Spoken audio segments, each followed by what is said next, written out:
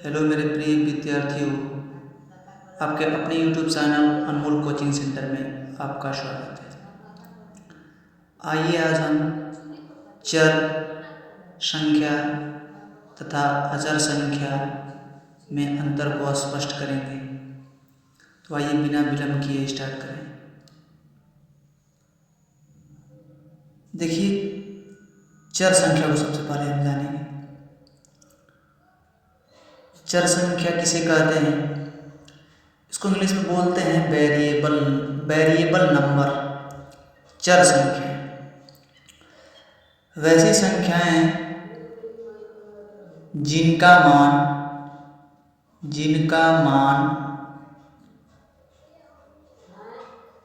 स्थिर नहीं रहता,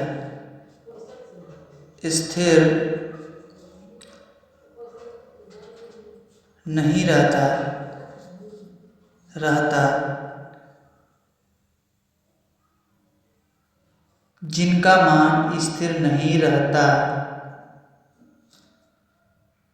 है, अर्थात वे बदलते रहते हैं, उसे हम चर संख्या कहते हैं।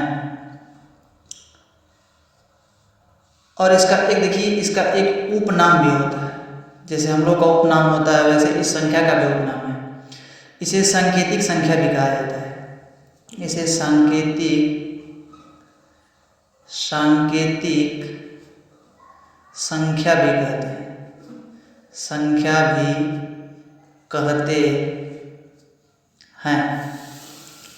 देखिए, फॉर एग्जाम्पल देखिए, x y z a b c।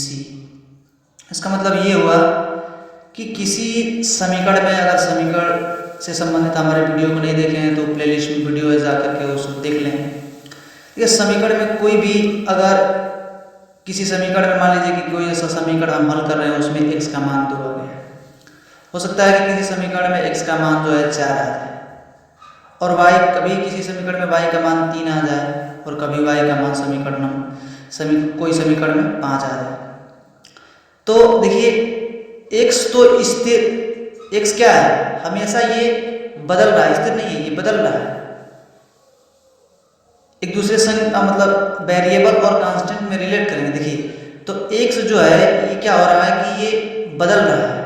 तो कभी x का मान किसी समीकरण में 2 आया, तो कभी x का मान किसी समीकरण में 4 आया, तो कभी y का मान किसी समीकरण में 3 आया, तो किसी समीकरण में y का मान 5 आया। तो ये x और y, हम जानते हैं कि अल्फ़ाबेट, जितने अल्फ़ाबेट हैं हमारे, वो सारे के सारे क्या होते हैं, चर वेरिएबल नंबर होते हैं। और वेरिएबल नंबर में x भी आएगा, y भी आएगा, देखिए यहाँ a भी आएगा, b भी आएगा, c भी आएगा, और etc। तो देखिए, x का मान हमेशा क्या हो रहा है कि हर समीकरण के अनुसार, जैसे समीकरण है उसके अनुसार ये क्या हो रहा है कि बदल जा रहा है। तो इसी को हम कहते हैं क्या, वेरिएबल नंबर, यानी चर संख्या कहा जाता है। आगे देखिए, अचर संख्या को हम कहते हैं कांस्टेंट नंबर। वैसी संख्याएं जिनका मान स्थिर रहता है, अर्थात वे बदलते नहीं हैं।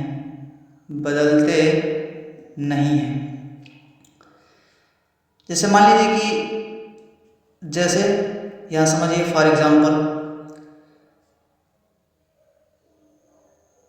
x का मान लीजिए कि 2 है, जैसे आप चर संख्या माने थे। वैसे x का मान यहाँ 4 है, तो y का मान यहाँ 3 है, तो y का मान यहाँ 5 है। देखिए x का मान 2 है, ये थोड़े ना बदल रहा है, कोई भी यहाँ आएगा तो इसको 2 ही पढ़ेगा। आप इसको 2 को 200 थोड़े ना पढ़ देंगे, 2 को 20 थोड़े ना पढ़ देंगे। किसी भी टीचर को लाएंगे, कहेंगे सर इसमें बता दिए x का मान क्या है, तो x का मान 2 है, लेकिन यहाँ ये फिक्स है 2। किसी समीकरण उसी को ना कहते हैं जो चर के सभी मानों के लिए सत्य हो जाए। तो बस 2 के सिवा अगर कोई समीकरण में वैल्यू छोड़कर किसी समीकरण में रखेंगे तो क्या है, वो बराबर नहीं आएगा। ठीक उसी प्रकार यहाँ देखिए x का मान 2 को आप 2 ही कहेंगे, 200 थोड़ी ना कहेंगे। 4 को आप 4 ही कहेंगे, 400 थोड़ी ना कहेंगे। तो ये बदलते नहीं है, ये जो है एकदम फिक्स रहते हैं। 3 है इस किसी समीकरण में, ये वैल्यू y का मान जो आएगा वो 3 ही आएगा। 3 के सिवा 5, 4, 6 ये कुछ नहीं आ सकता। तो इसी को हम क्या कहते हैं, अचर संख्या, कांस्टेंट नंबर कहते हैं। आइए अब हम आगे देखते हैं। रैखिक समीकरण, इंटीग्रल इक्वेशन कहते हैं इसे। देखिए रैखिक समीकरण किसे कहेंगे, समीकरण में प्रयुक्त यदि चर की घात, जिसको आप पावर बोलते हैं, पावर का मतलब होता है घात किसे कहते हैं। जैसे x के पावर 2 है, y के पावर 3 है, इसी को आप क्या कहते हैं, पावर कहते हैं। तो समीकरण में प्रयुक्त यदि चर की घात 1 होती है तो ऐसे समीकरण को रैखिक समीकरण कहा जाता है या कहते हैं। देखिए हमारा डिफिनीशन था कि समीकरण में प्रयुक्त यदि चर की घात 1 होती है तो ऐसे समीकरण को रैखिक समीकरण कहते हैं। जैसे फॉर एग्जांपल यहाँ समझिए, x - 2 = 5। देखिए ये समीकरण है, इस समीकरण में प्रयुक्त चर की घात क्या है, देखिए चर की पावर क्या है, चर की पावर क्या है, 1 है। यहाँ भी देखिए चर की पावर क्या है, 1 है। यहाँ भी देखिए चर की पावर क्या है, 1 है। ये भी हमारा y की चर है, इसके भी पावर क्या है, सभी की पावर, यानी सभी की पावर क्या है, 1 है। तो उसी को आपका कहेंगे रैखिक समीकरण कहेंगे। तो इसलिए कहा जाता है कि समीकरण में प्रयुक्त यदि चर की घात, बस यही समझना है, चर की घात अगर 1 हो जाए, कैसा भी समीकरण हो, बड़ा हो छोटा हो, अगर उसमें अगर चर की घात अगर हमें हर जगह समान मिले तो उसे ही हम रैखिक समीकरण कहते हैं।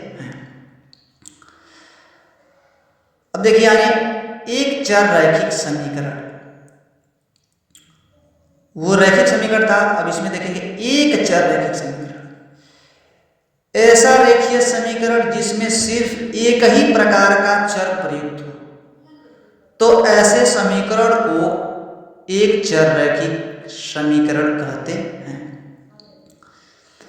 एक ही प्रकार का, इस रैखिक समीकरण में जिसमें सिर्फ एक ही प्रकार का चर प्रयुक्त हो, जैसे यहाँ देखिए इसमें भी x - 2 = 5 है, तो इसमें x मतलब x के सिवा कोई और आया है, y तो नहीं आया, नहीं है, तो इसे क्या कहेंगे, एक चर रैखिक समीकरण। यहाँ भी देखिए 2x = 3 - x, ये भी एक चर रैखिक समीकरण, क्योंकि x जब इधर आएगा तो क्या आ जाएगा, ये भी एक समीकरण ही बन जाएगा हमारा। ये हो जाएगा 2x + x = 3 हो जाएगा, तो ये जुड़ जाएगा फिर, तो 3x बराबर क्या हो गया, 3 हो गया। ठीक, यानी x का मान हमारा निकल के क्या आ जाएगा, 1 आ जाएगा। तो यहाँ भी देखिए सिर्फ जो है जिसमें सिर्फ एक प्रकार का चर प्रयुक्त होते हैं, देखिए इसमें भी x है, तो यहाँ भी क्या है हमारा, x ही है, इसमें y थोड़ी ना है। उसी तरह इसमें अगला एग्जाम्पल देखिए, ये हमारा तीसरा एग्जाम्पल है। इसमें 5a = 2a + 1 है। इसमें भी a के सिवा कोई चर तो नहीं आ गया, b तो नहीं आ गया है, नहीं ना आया है, तो इसी को आप क्या कहेंगे, एक चर रैखिक समीकरण कहेंगे। इसमें भी देखिए 3y + 1 = 0, तो y बराबर क्या आ जाएगा, -1/3 हो जाएगा, ये बटा में चला जाएगा। जैसे 3y बराबर क्या है, -1 हो जाएगा, तो y बराबर क्या आ जाएगा, -1/3 आ जाएगा। ये भी एक हमारा एक चर रैखिक समीकरण। यानी इसका कहने का मतलब यही हुआ, हमारा निष्कर्ष यही निकला कि ऐसे रेखीय समीकरण जिसमें सिर्फ एक प्रकार का चर प्रयुक्त हो, उसमें कोई दूसरा मतलब x के सिवा अगर x है तो बराबर के बायां साइड या दायां साइड या बायां साइड दोनों में हमें एक ही चर प्रयुक्त मिलना चाहिए। ये नहीं कि जो है इधर x आ गया, इधर b हो गया, इधर y हो गया, तो इधर जो है कुछ और वेरिएबल्स नंबर हो गए, तो ये हमारे क्या हो जाएंगे, ये एक चर रैखिक समीकरण नहीं फिर कहलाएंगे। उसी को कहेंगे जिसमें एक प्रकार का चर प्रयुक्त हो, तो उसी को हम क्या कहते हैं, एक चर रैखिक समीकरण कहते हैं। तो आज के लिए इतना ही, मिलेंगे अगले नेक्स्ट वीडियो में। Thank you so very much.